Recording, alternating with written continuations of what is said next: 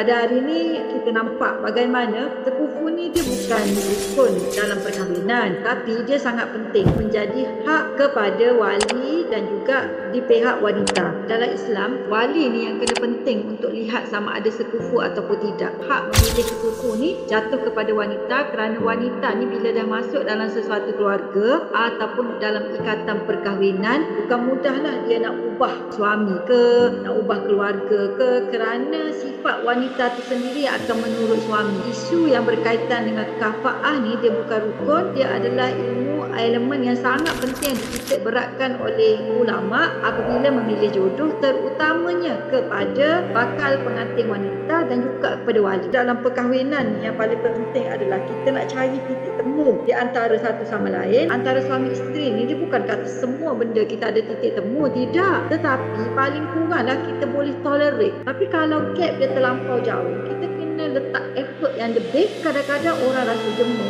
orang rasa penat, orang tak nak berubah, orang tak nak terima apabila gap tu terlampau jauh.